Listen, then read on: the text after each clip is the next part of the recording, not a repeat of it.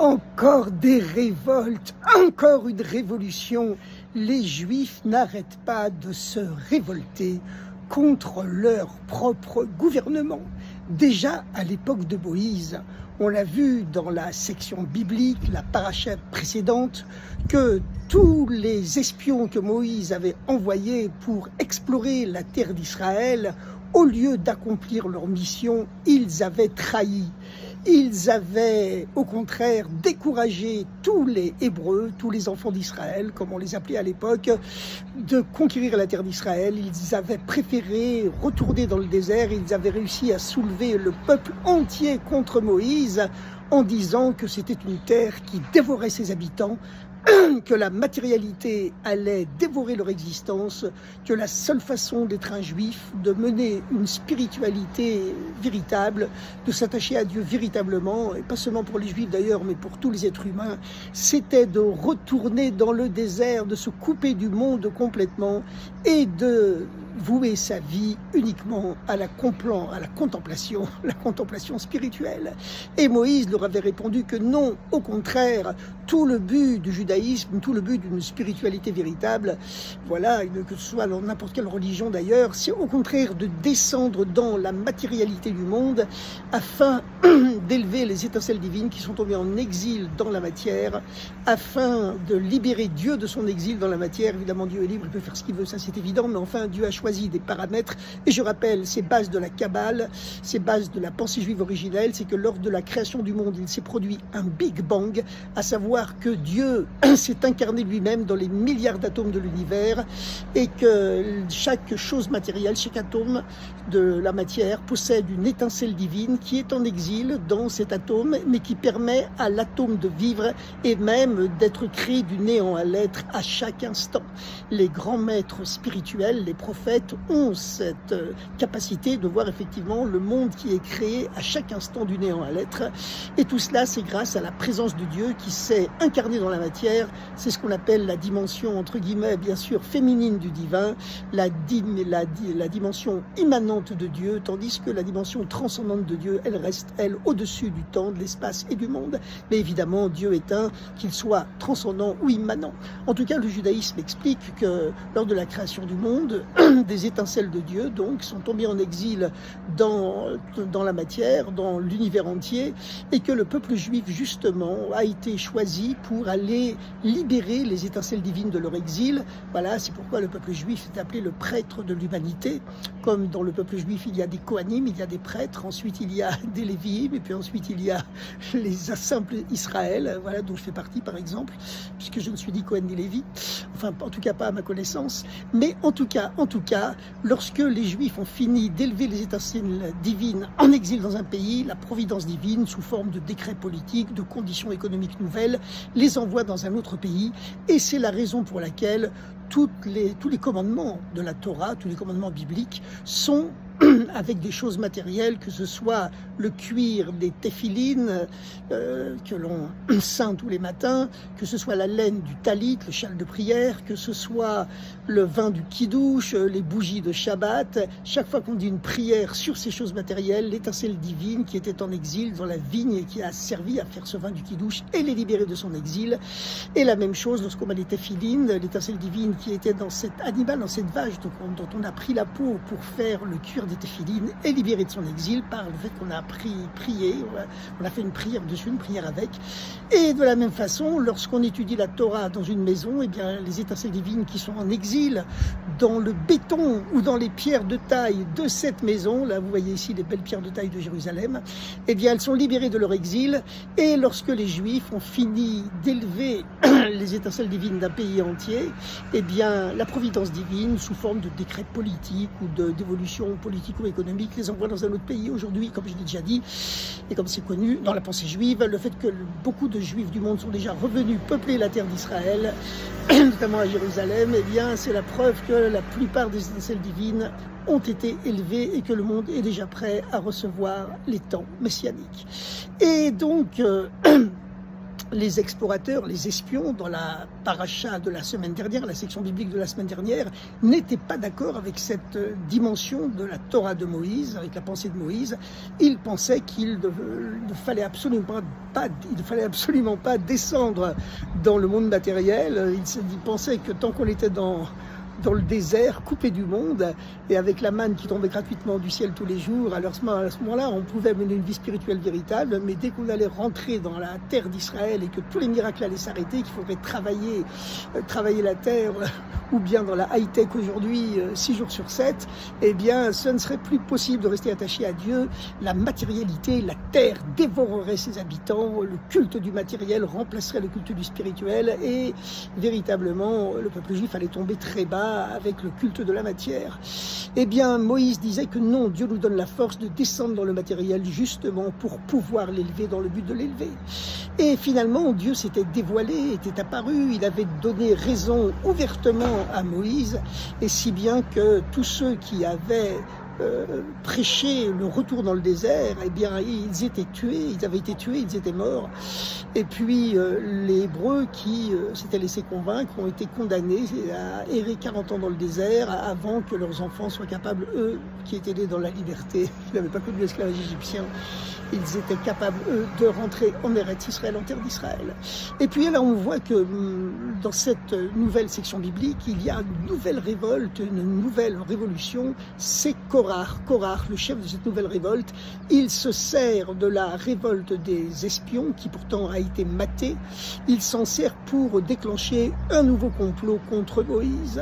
Il prend à contre-pied l'histoire des explorateurs, puisque la leçon des espions, des explorateurs de la semaine dernière, c'était que l'essentiel justement, c'est de descendre dans le matériel pour l'élever grâce à la pratique de commandements matériels, encore une fois, le vin du kidouche, la laine du talit, le cuir des téphilines, etc.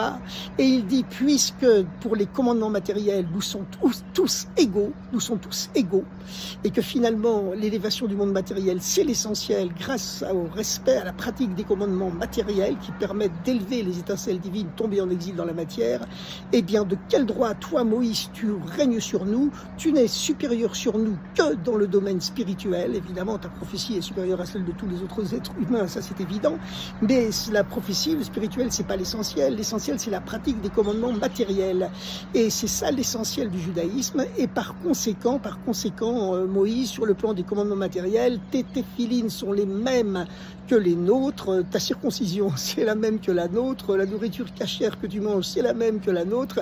Par conséquent, nous devons tous être égaux, et tu dois arrêter de régner sur ce peuple. Et ton frère, ton grand frère, ton frère aîné, Aaron, le grand prêtre, le Kohen Gadol, il doit arrêter également d'être le Kohen Gadol, il doit y avoir une égalité totale. Eh bien, Moïse, lorsqu'il voit cette nouvelle révolte et que Korach est capable de soulever le peuple juif entier contre lui, comme la dernière fois lors de la révolte des espions, des explorateurs, Moïse tombe sur sa face, nous dit la Torah, il se prosterne, il dit, mais qui sommes-nous? Pourquoi?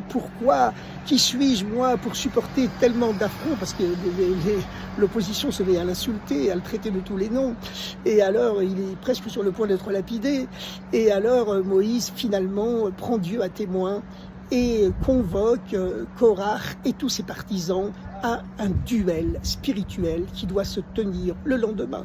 Et chacun du gang de Korach, du groupe de Korach, de la secte de Korach, doit venir avec un encensoir sur lequel brûle l'encens sacré du temple.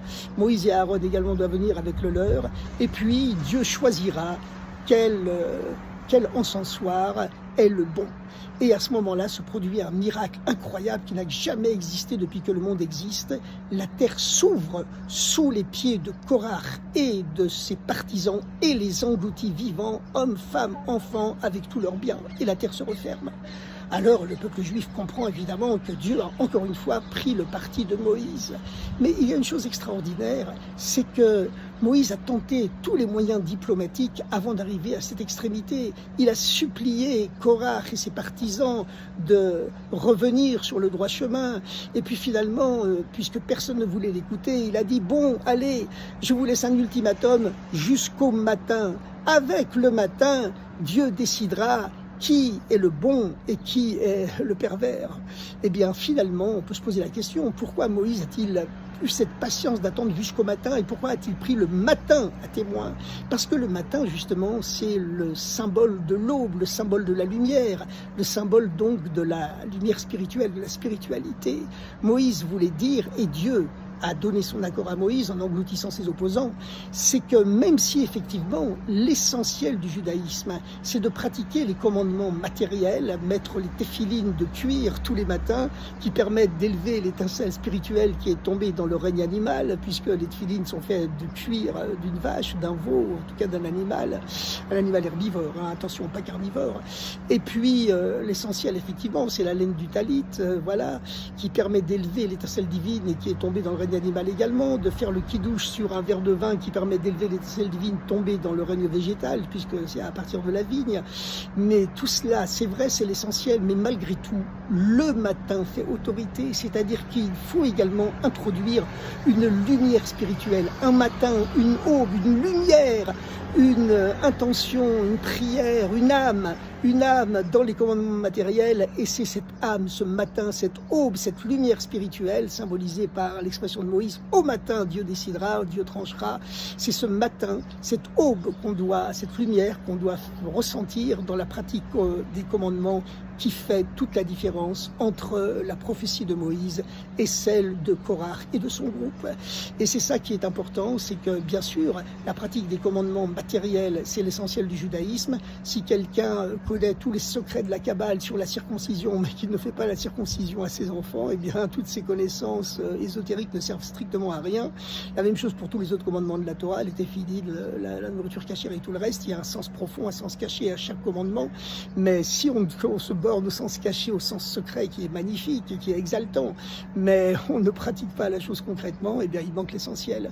Mais malgré tout, il faut aussi l'âme, il faut aussi l'aube, il faut aussi la spiritualité, l'intensité de l'émotion, du sentiment, de la méditation. Il faut le matin, qu'apparaisse le matin dans toutes ces pratiques matérielles, et c'est cela qui appelle le matin de l'humanité, c'est-à-dire l'avènement des temps messianiques, et c'est cela véritablement le plus important. Il y a aussi une très belle chose, c'est que malgré cette preuve de la victoire de Moïse, le peuple continuait à ronchonner, à se révolter contre lui. Alors qu'est-ce qu'a fait Moïse? Il a demandé que toutes les tribus d'Israël apportent chacune un bâton, et que le bâton de la tribu des Lévis, celle d'Aaron, le Kohen Gadol, le grand prêtre, avec les autres 12 tribus, et que donc le bâton qui aurait fleuri et porté des fruits le matin, c'était encore une preuve que Dieu l'avait choisi. Et la Torah nous dit qu'au matin, effectivement, le bâton du grand prêtre Aaron, le Kohen Gadol, le grand frère de Moïse, eh bien c'était lui qui avait fleuri, avait bourgeonné, et avait porté des fruits. Il s'était couvert d'amandes, de feuilles, de bourgeons et de fleurs. Et alors on peut se demander pourquoi Dieu a tenu à faire ce miracle progressivement, et que la Torah tient à nous préciser l'ordre par lequel s'est produit ce miracle, à savoir que le bâton de Aaron, le grand prêtre, il s'était couvert progressivement de fleurs, ensuite seulement de bourgeons, et ensuite finalement de fruits, d'amandes, alors que tous les autres bâtons bien sûr étaient restés stériles. Eh bien c'est un grand enseignement, c'est que nous vivons une époque de miracles, une époque miraculeuse, mais malgré tout, Dieu dans la Torah et dans la vie de tous les jours tient à respecter le rythme de la nature. Évidemment, cette maturation en partant de la floraison, ensuite du bourgeonnement et ensuite de la maturation des fruits, de l'apparition des fruits, eh bien au lieu de prendre plusieurs mois, cela a pris une seule nuit, donc c'était complètement miraculeux. Mais c'était pour montrer que malgré tout, la grandeur du miracle, c'est qu'elle respecte le cycle de la nature, et c'est ce que nous voyons aujourd'hui. Il y a des miracles qui protègent toute la terre d'Israël, qui protègent ce merveilleux panorama de Jérusalem au soleil couchant. Mais lorsque le miracle se glisse dans les lois de la nature pour faire que la nature s'élève d'elle-même vers Dieu sans qu'on ait besoin de la briser par des miracles, à ce moment-là, le miracle est d'autant plus grand.